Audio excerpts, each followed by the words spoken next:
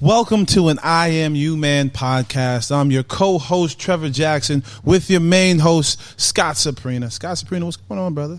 All good things, Mr. Jackson. All good things. I am looking forward. I've been out of the chair for too long.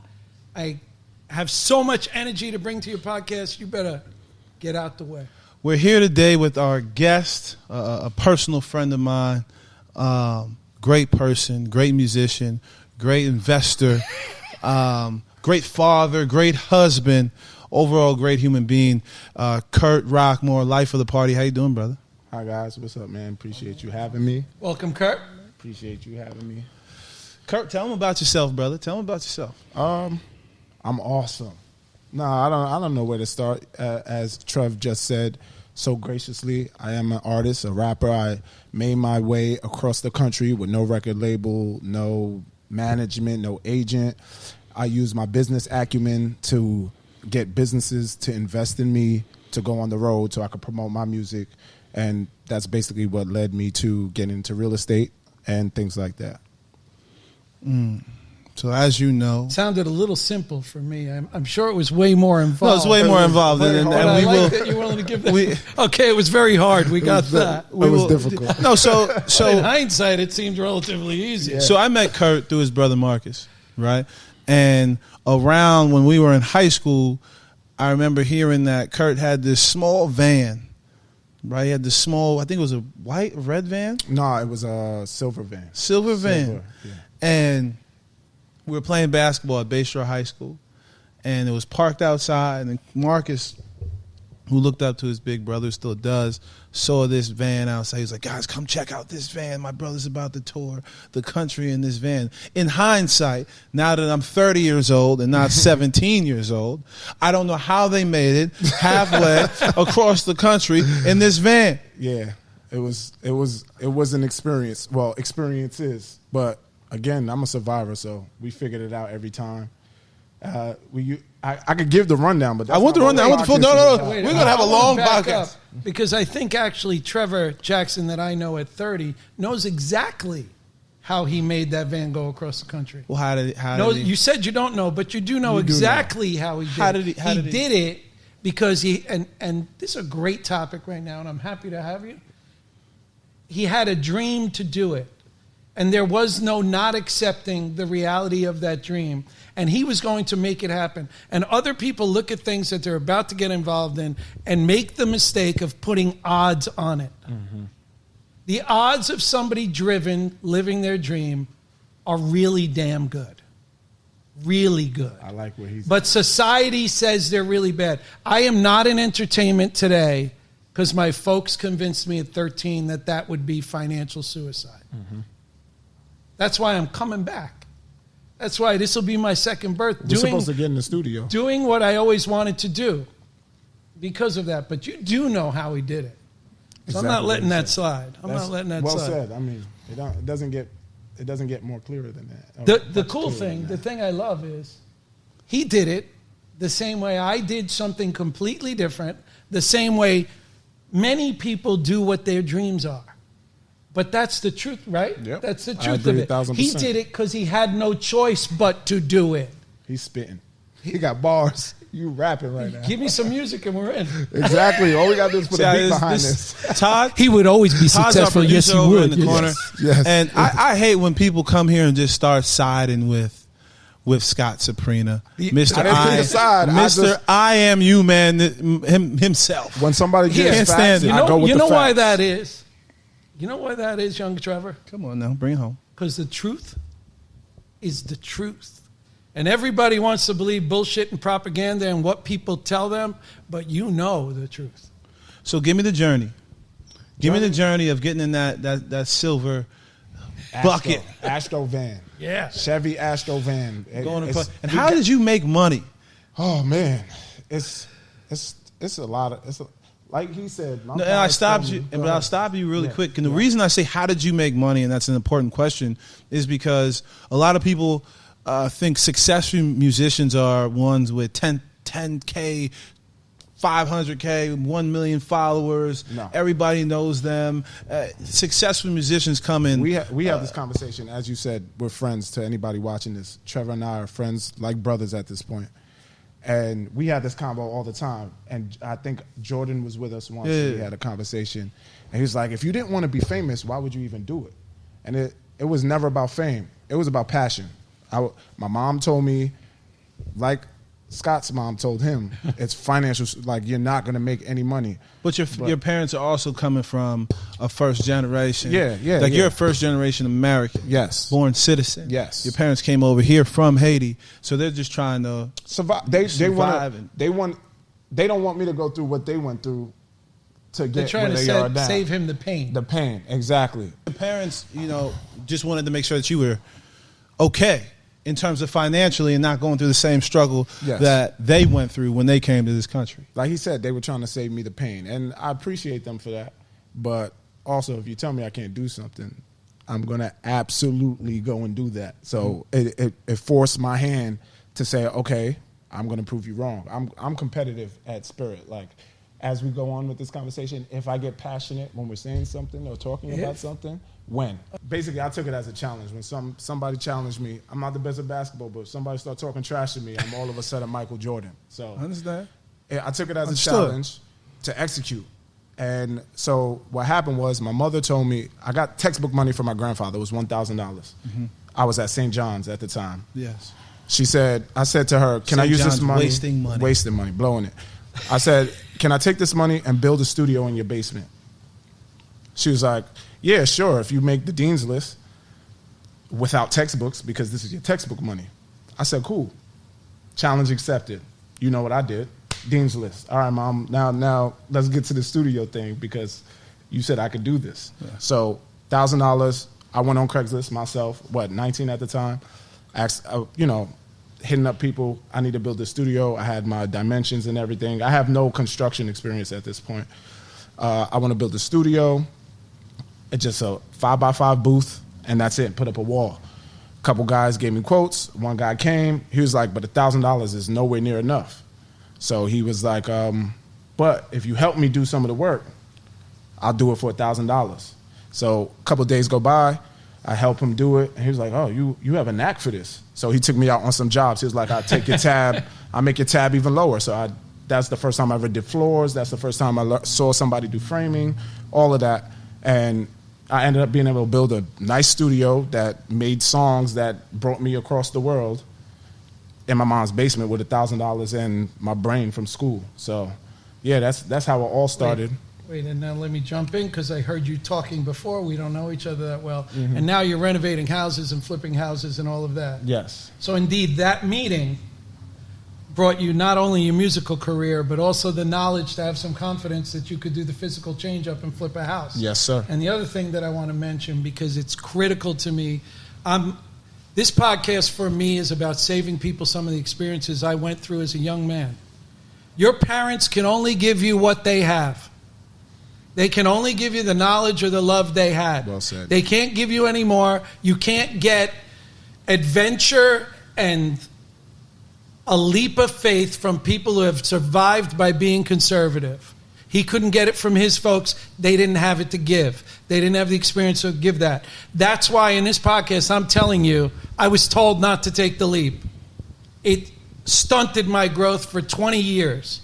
And then I took the leap because the other choice was to end the experience. So I took the leap. And the crime is 20 years that was in between. And the leap's available to everybody. You don't think you took the leap when you decided to go into become your own businessman, your own entrepreneur from the beginning? I only had 2 jobs not working for myself in my whole life.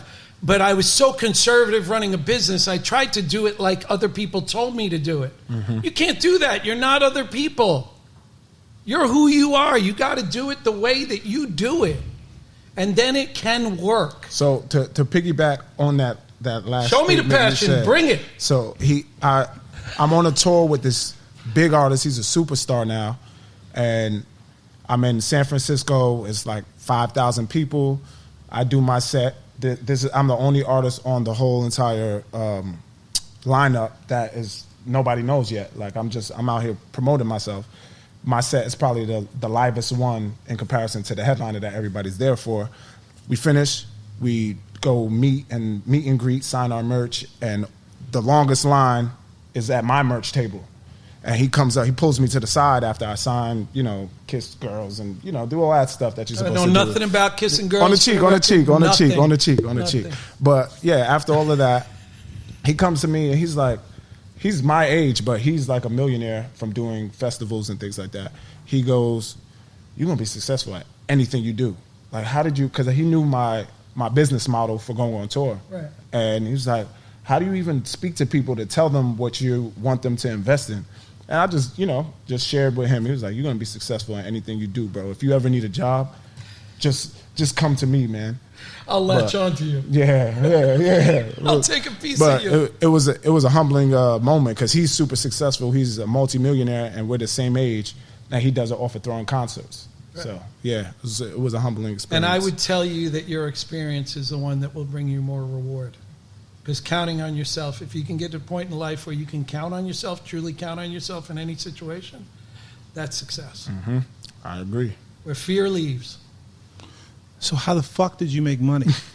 Oh, on the road? Yes. Or in general, because not having that merch? huge following, because you've sold songs. I've listened to TV shows, and your song's been on the TV show. A lot of people don't know that you don't need to have a platinum selling record with 1 trillion streams to make $100,000 plus. But you know that there's a business behind the business of music that a lot of these music labels and executives aren't telling people. Well, they don't. Why would they want you to know how to do it without them? Well, tell them, preach on something. This would turn into a music podcast. Well, the next guy coming in actually has a studio in Brooklyn. Really nice. You need to meet him. Definitely. But Robbie Colarusso is coming in next to shoot our next podcast. But I think it's interesting what he says, and what I hear from you and what I see is the gift that he had. One of the gifts that he had is he was looking for the way to make it work. Create it. Well, how did you figure out the business behind the business? Out of necessity. It was either come up with this money or don't go on tour. I already said that I'm going on tour. No. It was come up with the money because you were going on tour. That's it. That's the mindset. That's where I was going. There is no tour. I already said I was going. There is no so tour. I had to execute. I already told my friends, take off of work because I need your help for this tour, even though the papers weren't signed. By the way, so it was out of necessity. You I could give you the blueprint because he used the word necessity. One of my favorites. What I want to make clear is necessity is not the concept of I'd like this to happen. Necessity is it has to happen. People think, oh yeah, your necessity is a great part of invention. No. When it has to happen.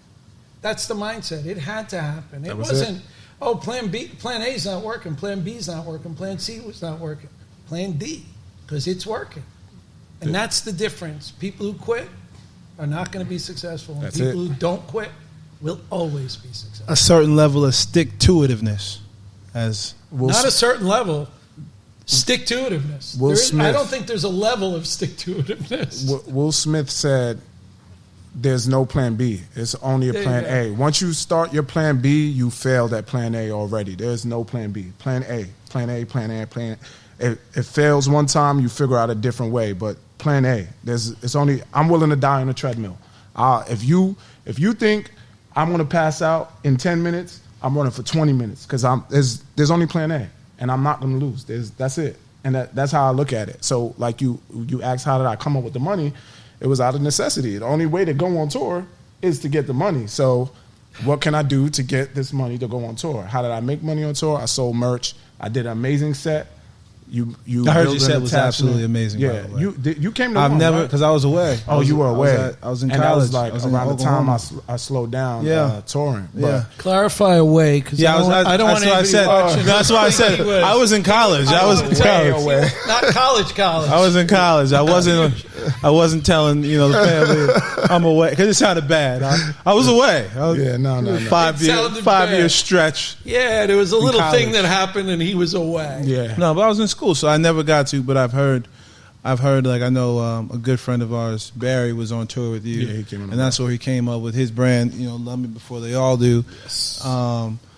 But how did music lead you into your second half, your business, regular business? Well, again, I'm a I don't know what the resourceful person. Resourceful. I like to say people always say, Kurt figures it out. Kurt will figure it out. That's it. You will figure it out. I don't know the answer. Everybody in the group doesn't know the answer. Ask Kurt, he'll figure it out. He will figure it out. And that's what led to like the real estate situation and all of my other things. Now you're passionate. Yeah, Forward motion is addicting like anything else.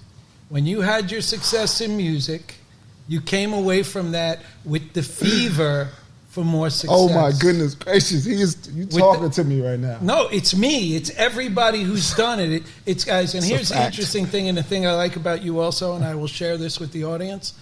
I get a vibe from this gentleman that he's not a pig, and what I mean is, a lot of guys who figure out the formula to make money or to prosper go so far into just stacking up money and lose the concept of how lucky they fucking are to have figured it out, number one, and to have it all have manifested before them, number two. Real success is tempering it and saying, I'm loving this ride. I want to share it with other people. That's why I thank you for being here. That's the truth. I think that people could take this. And by the way, are you noticing? And I'm fascinated by it. Fascinated. I don't know his story. I don't know anything about him. But the story, not where he went or whatever, but how he did it is the same for me. Yeah. It's you don't say no, and the plan A, I think you have to expound on that a little bit because the plan A remains the plan A. People think when you adjust your plan A, it's now plan B. That's why they say I'm on plan B, I'm on plan C. No. When you make an acceptable adjustment in your strategy, life, and you say that this is now where I'm heading, that's still plan A. When a quarterback and I agree with Will audibles, Smith. I didn't know he said it, but I'll show you. And the I quote. like Will Smith. You'll I love think the he's quote. a cool egg. You'll love the quote. When a quarterback calls an audible, he's still trying to score a touchdown. So end of the day, correct. The plan That's A. it. It's still plan A. Correct. It's just a different route. Correct. Or a different. It's a response to what's happening in the environment, but it's plan A. One of my favorite parts about Scott's story is the fact that he was about $500,000 plus in the hole, right? He lost it all at age 35. In our culture right now, nowadays, 35 is like the end of life. Yeah, you're dying. It's like it's over for us. It's like 35. That's all she wrote. You might as well go to bed. There's no chance at success or further success after that. If you're not successful, it's over. But back in your day, 35. Whoa. Oh, see, I knew he was going to stop me. That's why I said that. Do not imply that my It's day only has entertainment. ended. My day is It's just only begun, entertainment. young gun. It's only. By the way, I got to tell you because it's just Quincy Jones over here. It just hit me in the head. You are looking very Eddie Murphy today, young man. Wow! How dare you disrespect me? I swear to God, from the nose up, that's all I'm seeing when I look over there. You got some Eddie Murphy on there? I can see it. Don't do that. Maybe because you're sitting down because you're way too tall to be Eddie Murphy. Yeah. But now that I'm looking at you, right or wrong? He's too good looking to be Eddie Murphy too, but I can see. You see it. Eddie, where was I going? Where did you stop me? I don't know, but you're now off your tracks. Is it the that's eyebrows not a good and the thing. eyes? You should work on that. Wow. You should work on that a little. All right, listen. Go ahead. At the end of the day, you're 65 now. Oh my God! I am not. I am 62 never tell a lady's and I'm age. about to be 60. You never tell a lady's age. No, but I am 62. And no, but at 35 in this social media age we live in, everybody's like, "This is old. You're Fast older. pace. You're a geezer, bro." Yep. They're like, they look at you as if you're 60 dog years at on this Instagram. point in time. You're dog years. You know what you changed your whole life around at 35 years old. And I that's had so much assistance in showing me the right direction, from my wife to my mentor to my best friend, who tomorrow will be the anniversary of his passing. But I had so much assistance in turning around. And the other thing I'll touch on, because as Mr. Jackson always does, he gave me the opportunity. If you're out there and you're not talking to people older than you to find out how life works, you are going to pay for it. Because old people know how life works. You can talk to him or you could not talk to him. But by not talking to him, you're creating your own pain. Mm-hmm. Seems a little foolish. But that's just what I'll say. What advice do you have for young men and women in their 30s trying to navigate in this culture we live in, and also business culture, just life in general? What's your advice? Are you talking to myself or to our guest? You. My advice is my life went very, very, very much improved as soon as I started following the voice in my head, the one that came from my heart. As soon as I stopped listening to the outside influence, listening to the news, listening to friends and people. There's so much fear in this society right now, so much fear. It's a fear-based society. How can I protect myself is the question you answer when you wake up in the morning. And the question you should answer when you wake up in the morning is, how can I be a good person? Because good people get hooked up. You see, now here's where Scott, every podcast we'll have Rob, another videographer in the back. I argue with this man every podcast that it's success on any level is not just based on being a good person. There's a lot of bad people that are successful. No, it depends on how you quantify success. It depends on how you it depends on how you quantify success. Monetarily, there are bad people who have money. Money, sure, that's different. Sure. I don't quantify success as being rich. I'm nowhere near where I want to be financially, but I look at my life as a success. Let's go to a microcosm for this little experiment of yours. Okay? Let's go now. I'm looking around the room. In this current room as it sits right now, I'm probably the wealthiest guy in here. Yes, I would say to be successful in this room right now, money doesn't matter at all. Okay? I can treat everybody in here as I would like to be treated, and that will bring me the most love. And by the way, how much you are loved or how much you can love is the measure of success. How comfortable you are with loving people as they pass through your life, if you can give that, is how you will be successful. Success is in the eye of the beholder. My point is, in this room, when we're having this conversation and everybody's treating each other the way that they feel they would like to be treated, everyone can rise to the same level, enjoy a great experience, not related to dollars and cents. That's what life's about. If you can take that outside, and I can bump into a guy who owns a facility where he has weddings and special events, and I can treat him with respect and kindness, and I can assist his growth. Our video assistant, by the way. I have done a good thing. Mm-hmm. What will happen is he will look out for me. And by the way, if he doesn't, it's because he doesn't know something. It's not because he's evil. It's because he has yet to have the experience that the best he could do for himself is be a good person to others. And this is not religious bullshit. This is truth. You know, I got to share something because I promised myself I would. Go ahead now. When you and I always talk about what success is, and you noted what is success. Mm-hmm. You know what makes me feel more successful than anything? Talk to me now. That I have two sons. I'll get teary-eyed. I know. It's happening. 29 and 35. And the relationship and the fact that they live 8 minutes from my house and they live next to each other does it for me. The boat of life, my boat of life contains everybody with my genetics, and we're not going down. Mm-hmm. And I'm taking care of that. And I have done a good job taking care of that. That makes me proud. That makes me feel blessed. That makes you successful. And that's it. I have love. I have love from you, and you can comment any way you like. You look at me and go, he's a good dude. I like him. He's white, but that's okay. Yeah. All right, so look. So that's a great segue into our race conversation that we often have. Okay. You know, Kurt, the name of the podcast is I Am Youman. Right? See the logo? Yeah, I saw it. There you go. So I'll let Scott explain what I Am Youman is. I Am Youman is something that drove out of me because it aggravates me that everybody, and by the way, proof. The story's the same. Yeah. He went in a different direction, a direction I would have liked to gone. Salute to you. Thank you. I always liked to do music or acting. Yeah, I didn't do that because I was discouraged, so it came about my ability to leap later in life. But it's the same story. I Am Youman. The people sitting at home who won't take the leap, we're them. Mm-hmm. We just leapt. You know, and black, white, green, I don't give a shit, yellow, whatever. none of that matters. And in truth, if we could get down to that, it's like I said about the money. Mm-hmm.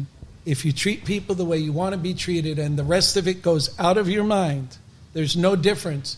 There's no difference. It's one of the things I have a chip on my shoulder about. I'll get involved with Barry, our friend Barry, and he'll tell me, well, I have a different experience than you. I go, yes, I understand that, but I did not create that. And the idea that people show up at the party and go, how's he going to treat me? There is a leap required that you say, I have respect for myself, I'm going to expect respect, and I'm going to go through life that way. And if we all did that, it'd be better tomorrow. It'd be better right away. You know, and I do like about the podcast, you brought two gentlemen to meet with me today, correct? Yes. Friends of yours. One was my cousin. I don't know the other guy. Don't vouch for him yet. We'll see. I will share with you that I am, whatever reason, black or white, immersed more in the black community than I have ever been in 63 years.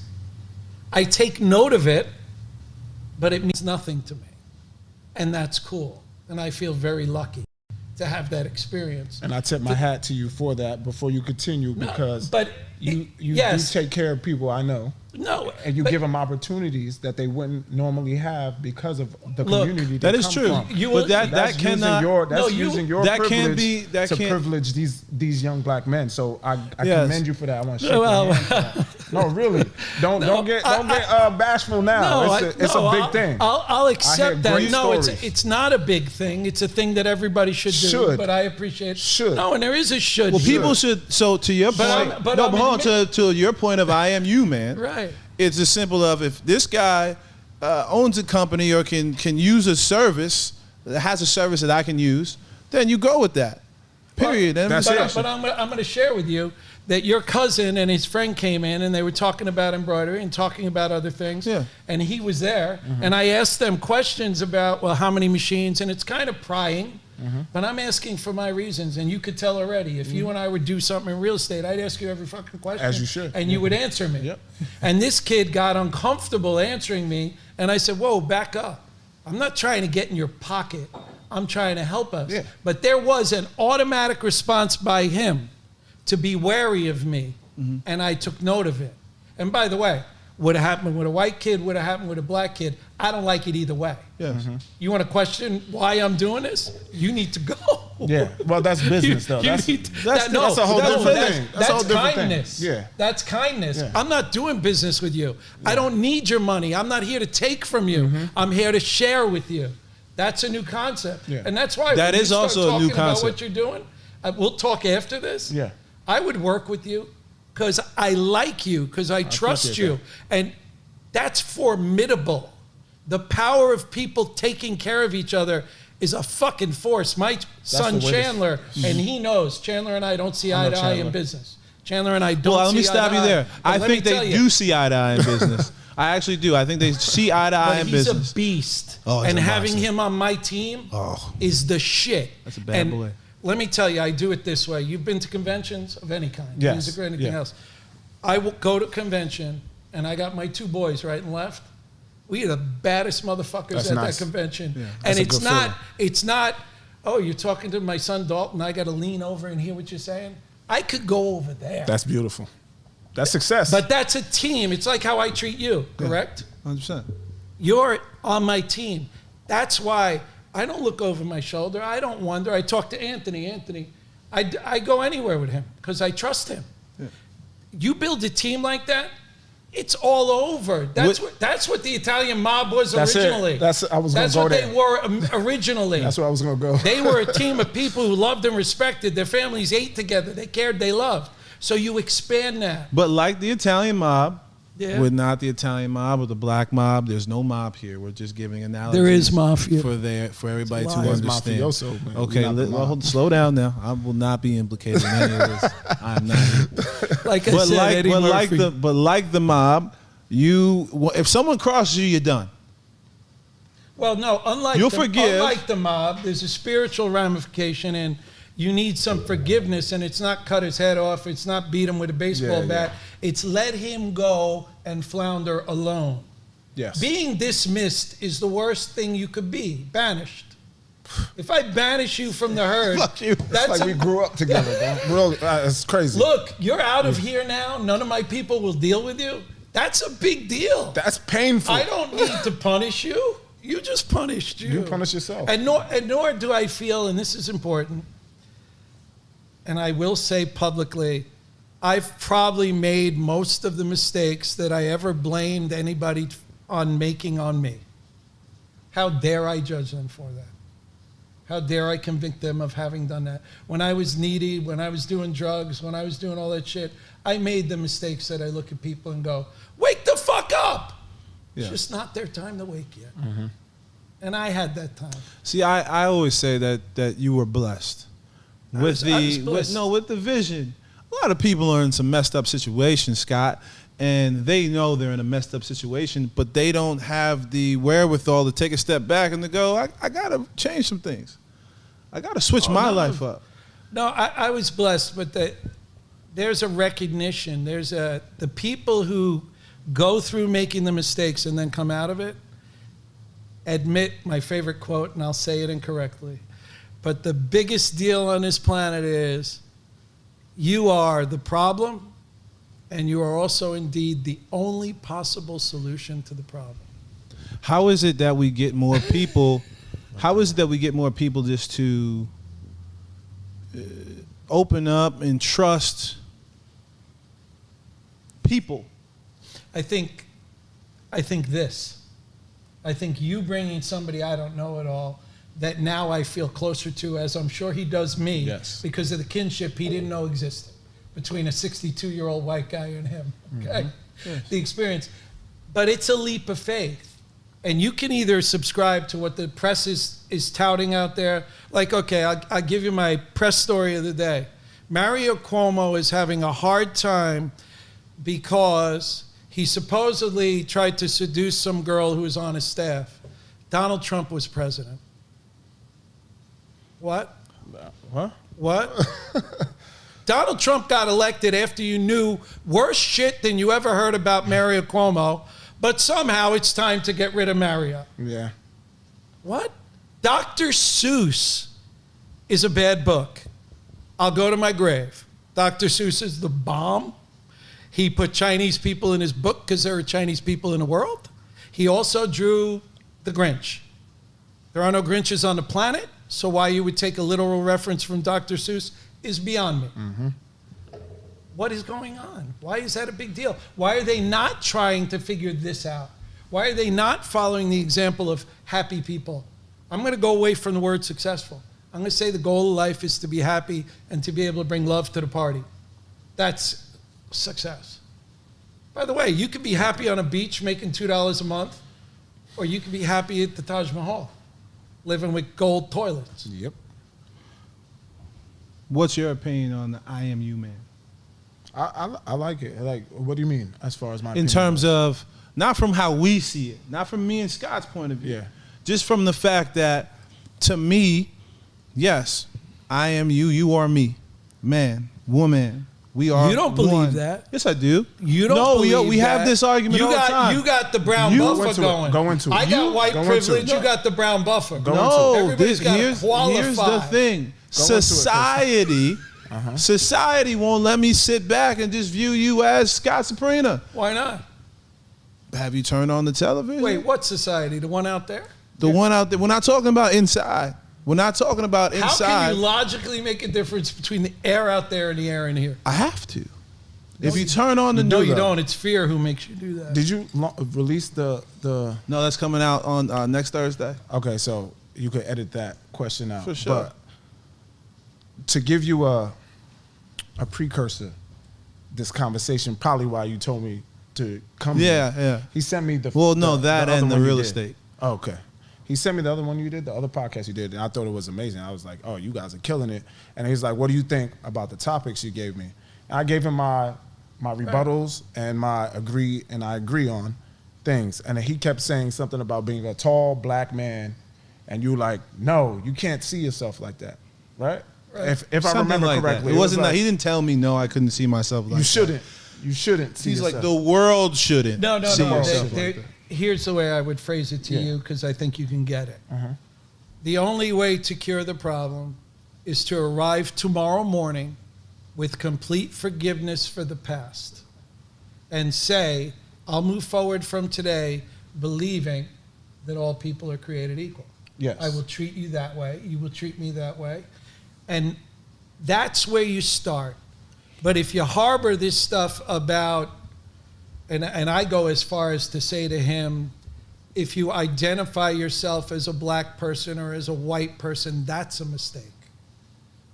The news should broadcast only, everybody's talking about, and this is interesting and it just popped in my head, that when I'm talking about people who change their sex or adopt the sex they feel more comfortable with, they should be them and they. Mm-hmm. Can we, instead of doing that, say that the news will never report again on the color of a person? And they will just say it happened to a person. Yeah.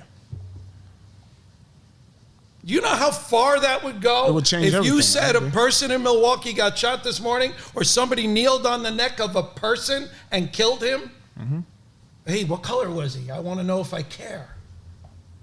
How fucked up is that? It's crazy, but to Trevor's point when he was saying that, it's like, I agree. If that would be the perfect way for everything to change, this world to be perfect, we could go outside, people stop killing each other. It'd be headed in the right direction. It would be the best way to change everything, you know. But in our current reality, we do have to go in with the caution that somebody's looking at us a kind of way because of how we look. Doesn't mean I have to treat them differently, but I do have to go in with caution. No. And I would say to you, there is a responsibility, and I hate. Sorry to my wife, I don't hate. I really dislike the idea that somebody would give me, that somebody would say I have white privilege. But you listen. No. But let me. I'm prepared, and I said to him in the other podcast, I have not been responsible enough. When I saw something happening in society where a person, because of color, whether they were, and even Spanish, whatever, Asian, whatever, did I step up? No. Is that a problem? No. No. I don't think so. It is. You should step up. You should step up for everybody. But you do. So let me before you go further, you do have white privilege, and you should embrace that shit and do what you do. Look, it's two black men sitting next to you right now. And all you have, listen, you have to share it. But you weaponize it. If you're with us, be with us. Weaponize your white privilege. Which you just had a meeting with two other young black men, and you're like, look, I'll help you out here. You have opportunities. The interesting thing is, he, because of my relationship with Trevor, is going to bring me qualified young men, regardless of color, skin color, and that's just who I am. And do I love the idea of helping guys get their shit together? People did it for me, my friend. Exactly. Okay, so you said you had drug problems. I don't want to get too deep into that, but if I had drug problems, I would still be in prison. If I was your age with drug problems, I never got arrested, though. I was very clever. Good for you. I am too. I probably wouldn't get caught either. But I'm just saying, I would probably be. They would say I'm selling it or whatever the case is. I'd probably be in prison just getting out right now. They didn't peg you for an ounce and it'd take me 4 pounds. Exactly. I get it. So now you had the opportunity. You had the opportunity to rectify your wrongs, make a great amount of money, invest it well, do whatever you did. Right. I only know part of your story, and now you're sitting here. You look good. Your skin looks good. Your hair looks amazing. Loved. Yes. I'm loved. But you had the opportunity to rectify that situation when 75 or 80% of black men who are in your situation would just be rotting in prison and just now getting home at your age, 60 years old, just now getting the opportunity. I don't, and I'll just say it, and I don't know if it's right or wrong, and I'm willing to take an ass whipping from you if that's what I get. I'm okay with that. But in my head, because I don't have the negative impressed on me or imposed on me, I don't see as where I am as privileged. Do I see as you as persecuted? 1,000%. So 1,000%. If I'm persecuted and you're not, who has the privilege? No, but you're saying to not be persecuted. If we describe that as privilege, we've gone that is persecuted. should be the norm. The normal, yes. It shouldn't be privilege. So that goes back to my That's point. all I'm saying. It's not privilege. The key word is shouldn't, but it is. No, you're doing that, and I'm going to say it because everything's about sales. You're doing that for leverage in the situation to say, you are privileged and I was persecuted. Look, persecuted is a wrong. But I don't use that. Don't use and I'm just saying, I don't like when people use it. I don't want you to. I wouldn't use it, but do I 1,000% agree? But it is a fact. Agree that a motivated black man had a much harder time than I did? Absolutely true. Okay, so you wouldn't call that conversation? privilege? No. What do you call that? Favoritism? That I was treated as the norm, and you were treated poorly. Look, I don't want you to see privilege as a bad thing, though. Privilege is a beautiful thing. So let me give you my input. No. If we get this right, we'll all be treated fairly. No one will be privileged. I agree with that. So privileged is a word used to say, I had a leg up. No, I had what you should have had. I agree. But you're saying essentially what we're saying. But I don't. But you don't want to use the word privilege. It almost, and look, because it's not negative. If I leveraged my whiteness against you, then I would say that was privilege. But you should. But if I haven't, it wasn't. But you should. No, I shouldn't. Yes. Why not? I should do. Well, because it's not anybody's fault. It's not anybody's fault that you have was somebody's fault. Well, it is somebody's fault. Yes. I don't know. But it was someone's fault a long, long time ago that has nothing to do with you that you have this leg up. But it does exist, and there's nothing wrong with using it. But using it for good. But for sure. Use it to get to the top, and put your hand out for others. But use that shit. Use that shit. I'll say it. You'll understand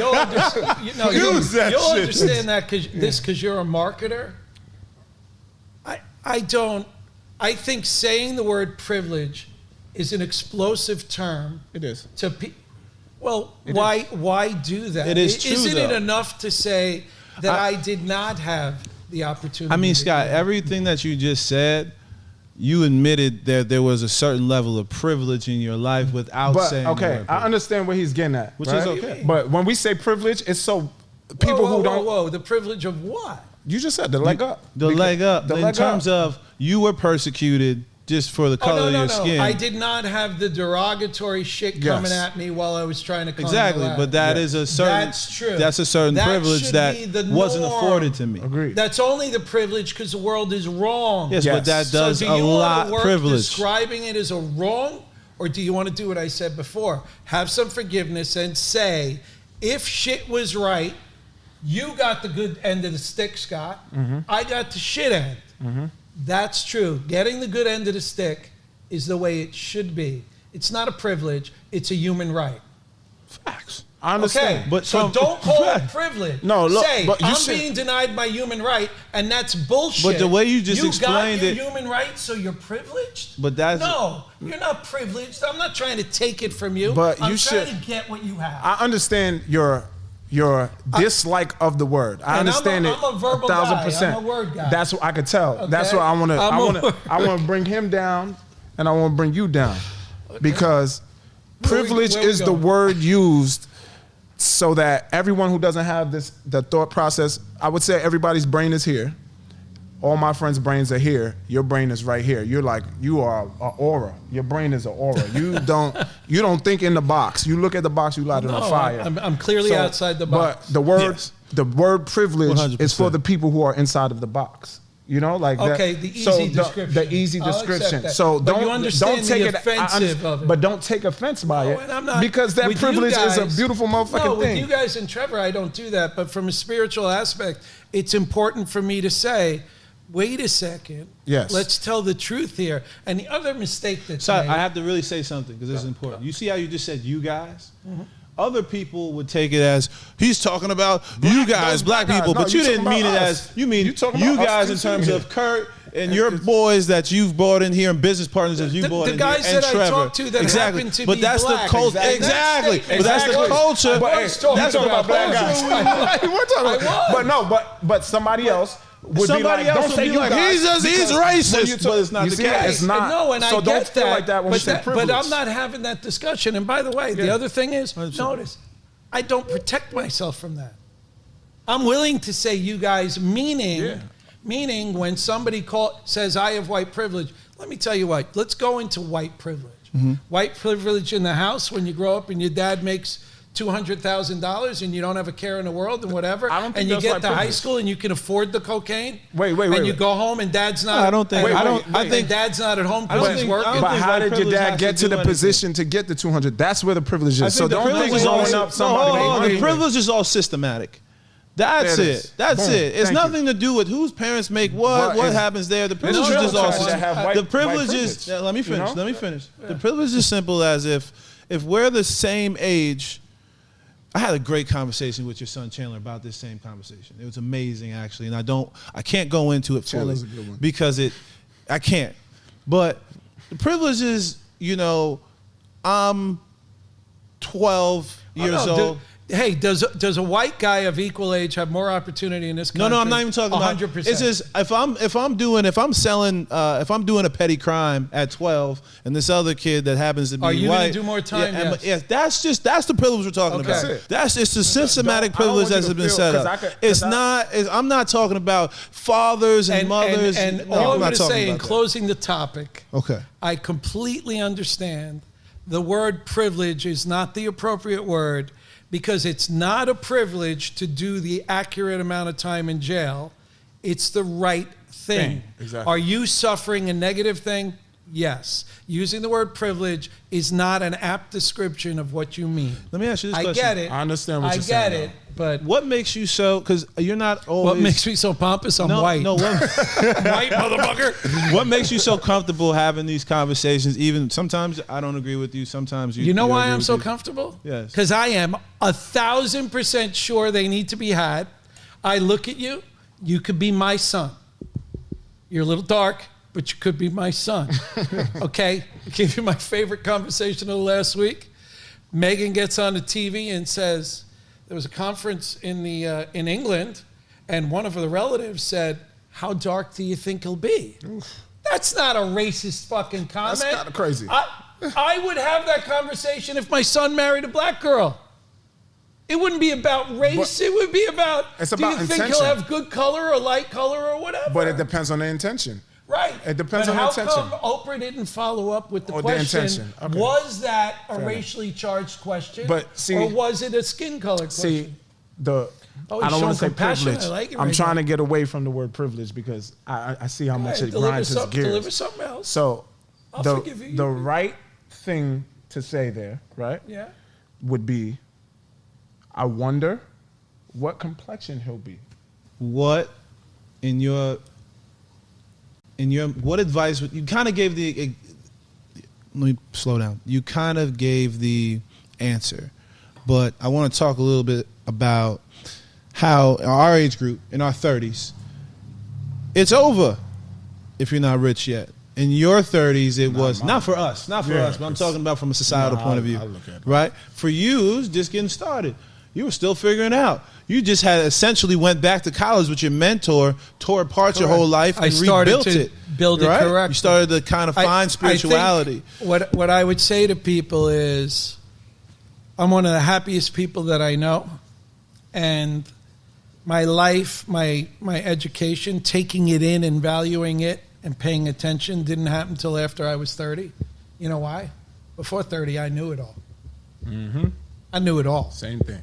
Okay, so at 30, I started to take this education and absorb it and hone it, and I had people who blessed me with their input and their feedback and their care and their love, from my wife, who's unbelievable, to my mentor, Joe, whose grandson is our next guest, and that's cool as shit.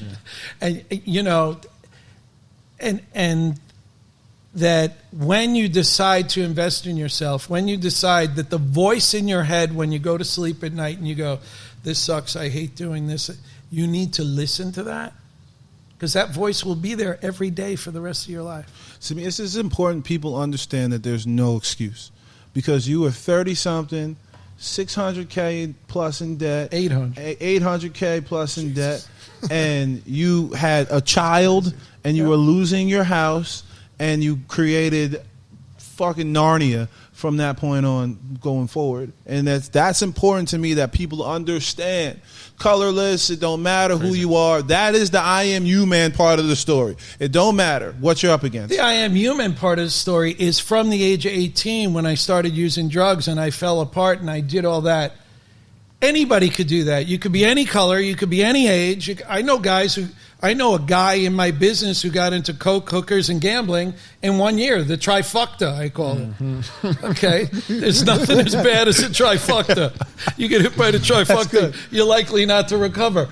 But he did it at that age, and you could do it at any age, but it's about how come, and I was blessed by Joe, who mentored me, how come people don't ask older people who have the life experience for advice? And how come we take our older people and we go, no, Grandma, I don't want to hear it. No, Grandpa, I don't want to hear it.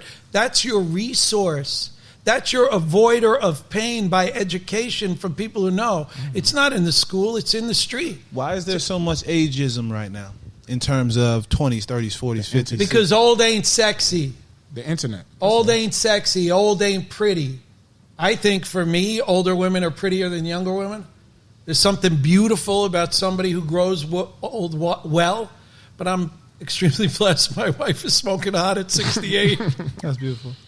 That's beautiful. So, but no, what are you about to say? Yeah, for us, it's the internet. Like, if you didn't post the new car, the stack of money, or the new clothes, dude, you guys don't even. Not you guys, but younger than you. You don't even have friendships.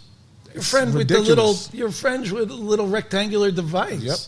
It's going to be a train wreck. 20, 30 years, it's going to be It's going to be a train wreck. Yeah. No one's going to have any, like what I like about you, what I'm enjoying about you. There's a feeling. Mm-hmm. There's a feeling. Actual energy. Yeah. There has to be energy in the involvement. You can't get that from your cell phone. I agree. You can't get it. I got it from him since I overheard his conversation over there. And I like that, and he comes from a very pure place. He's not going to hurt me. He's going to try to merge with me, and if we can't merge, he's going to say, okay, this don't work. That's a healthy thing. But I felt that energy. You can't feel that through the cell phone, and these people looking at women and going, I want to look like that. Yeah. Let me tell you what. You go out and you rent some lips. They're not yours. You don't look like that. That's not who you are. Adjust to it. You talked about risk, right? Mm-hmm. We were talking to our guy over there in the corner, our accountant. Mm-hmm. Hey guys, check who's outside. They're probably not coming in because the door's not open. We were talking to our accountant, Matt, and obviously money men and women are more conservative. Okay? Now with you're like, let's take risk. Actually, Matt, come here. Sit in the back. Mic up, Matt. Take mine. Take mine. You guys can.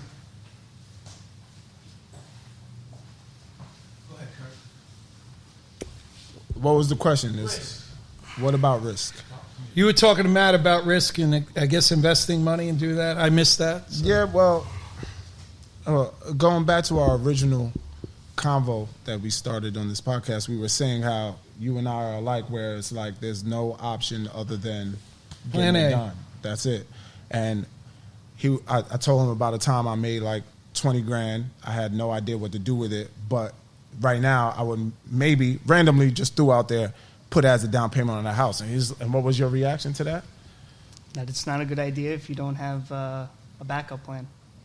Exactly. And my reaction was, I don't need one. I'm going to figure it out, right? And you were like, yeah. What if he is the backup plan? I am the backup plan. What if his essence is so strong that he loses fear? And backup plans are built on fear. And fear is bullshit, and that's what taught outside that door. Mm-hmm. Confidence, knowing that you have a power, knowing not only that you have a power, but there is a power backing you up. And that may sound crazy, but that's where I am now. But it's true. I'm banking on the power, and I'm lending it to my friends, and that's what this is about. And he puts that money in and doesn't sweat it.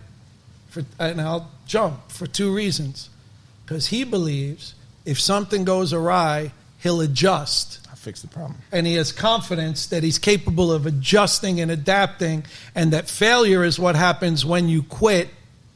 That's the only time it happens. That's the only time you could fail is if you stop. I'm trying to teach my kids that. My daughter, she's 6, and she's a psycho competitor. Like, she'll be whining and crying about something, and I say, first one to the bathroom wins, and she'll stop, and she's like, on your mark. She is a psycho. And I try to tell her, the only way you could lose is if you quit. She says, oh, I can't hit the shot, Dad. It's too high. You can't because you didn't do it yet. Keep trying. And she'll hit the shot.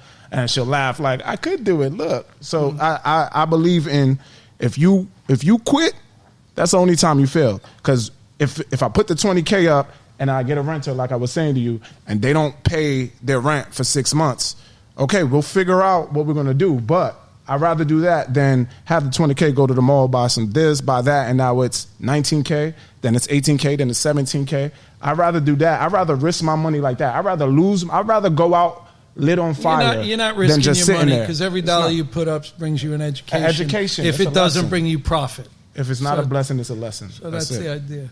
That's it. So, all right, Trevor, we good here or what? Great. Okay, we have a special guest who ever arrived. The Colarusso clan. Yeah. All right. Thanks for joining us here. Pleasure having you. Appreciate you. Nice for sitting in. Good job, Maddie, under pressure. Thank you.